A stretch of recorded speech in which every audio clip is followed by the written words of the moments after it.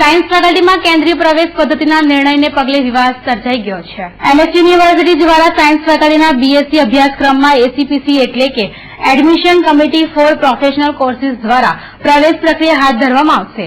આ પ્રક્રિયાને પગલે હવે ગુજરાતભરના વિદ્યાર્થીઓએ બીએસસીમાં ઓનલાઈન પ્રવેશની એડમિશન મેળવી શકાશે. ગુજરાત સરકારના માર્ગદર્શન હેઠળ લેવાયેલા નિર્ણયને કારણે સાયન્સ ફેકલ્ટીમાં 1800 ફોર્મ ભરનાર વિદ્યાર્થીઓ અટવાઈ પડ્યા છે. યુનિવર્સિટી રજિસ્ટ્રારે તમામની પ્રવેશ ફી પરત કરી તમામને ઓનલાઈન એડમિશન પ્રક્રિયા કરવા જણાવશે તેવું ઉમેર્યું હતું. અત્યાર સુધી એમએસ યુનિવર્સિટી સ્થાનિક સ્તરે જ ફેકલ્ટી ઓફ સાયન્સમાં ફર્સ્ટ યર બીએસસીમાં એડમિશન આપતી હતી અને એમાં અમારા પોતાના જે એડમિશનના જુદા જુદા ટકાવારીના નિયમો પ્રમાણે અમે એડમિશન આપતા હતા. આ વર્ષે ગુજરાત સરકાર તરફથી એક પરિપત્ર મળ્યો છે કે રાજ્યની તમામ યુનિવર્સિટીઓ તમામ કોલેજોએ તમામ પ્રકારના ફર્સ્ટ યર બીએસસીના કોર્સીસમાં એસીપીસી અમદાવાદ ખાતે જે કોમન એડમિશનની કમિટી છે એના દ્વારા જ ફર્સ્ટ યર બીએસસીમાં એડમિશન આપવાનું અને આ એડમિશન મેરિટ બેઝડ હશે એટલે કે 12મા ધોરણમાં રાજ્યના જે વિદ્યાર્થીને પરીક્ષામાં એનું જે પરિણામ આવ્યું હશે એ મુજબ એને એના પ્રેફરન્સ મુજબ એની કોલેજ એલોકેટ કરવામાં આવશે. એટલે અમે અમારા એડમિશનનું રજીસ્ટ્રેશન પ્રોસેસ ઓલરેડી શરૂ કરી નાખેલી 12મા ધોરણનું રિઝલ્ટ આવ્યું એ બાદ અને આશરે 1850 જેટલા વિદ્યાર્થીઓએ આ રજીસ્ટ્રેશન કરાવી પણ દીધું છે.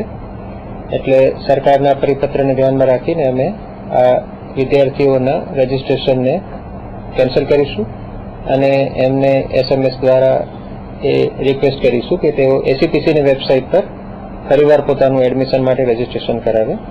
આ ઉપરાંત રજીસ્ટ્રેશન માટે એમને જે ફી ભરેલી છે એ પણ અમે એમને પરત કરવા માટે કાર્યવાહી કરીશું.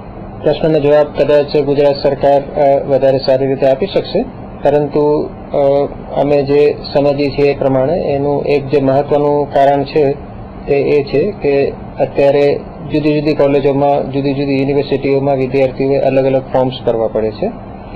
એટલે કે કોઈ પણ વિદ્યાર્થીને ડાઉટ હોય કે મને એમએસયુમાં મળશે કે કેમ, તો એસપી યુનિવર્સિટીમાં પણ ભરે છે, ગુજરાત યુનિવર્સિટીમાં પણ ફોર્મ ભરે છે. તો આ રીતે એક મલ્ટિપલ ફોર્મ્સ ભરવાની પ્રક્રિયામાંથી એ મુક્ત થશે અને એક ટ્રાન્સપેરન્ટ રીતે આ આખી એડમિશનની પ્રક્રિયા એસીપીસી દ્વારા અને આખી પ્રક્રિયા છે તે વેબ બેઝ છે. એટલે તમને ત્યાં સ્ક્રીન પર દેખાશે કે અત્યારે મને 65% છે 12મામાં, તો કઈ કોલેજમાં મારા માટે સીટ્સ અવેલેબલ છે અને એ જ વખતે હું મારો ચોઇસ આપીશ કે મારે વડોદરામાં લેવું છે, ભાવનગર લેવું છે, અમદાવાદ લેવું છે, જે રીતે પણ વિદ્યાર્થીનો પ્રેફરન્સ હશે એ પ્રમાણે. એટલે ટ્રાન્સપેરન્ટ રીતે એડમિશન પ્રક્રિયા થશે અને જુદી જુદી જગ્યાએ વિદ્યાર્થીઓ જુદા જુદા એડમિશન ફોર્મ્સ ભરવામાંથી એમને મુક્તિ મળશે. ફેકલ્ટી ઓફ સાયન્સ ખાતે એસીપીસીનું એક હેલ્પ સેન્ટર અમે શરૂ કરીશું કે જ્યાં વિદ્યાર્થીઓ પોતે ઓનલાઈન રજીસ્ટ્રેશન કરાવી શકશે.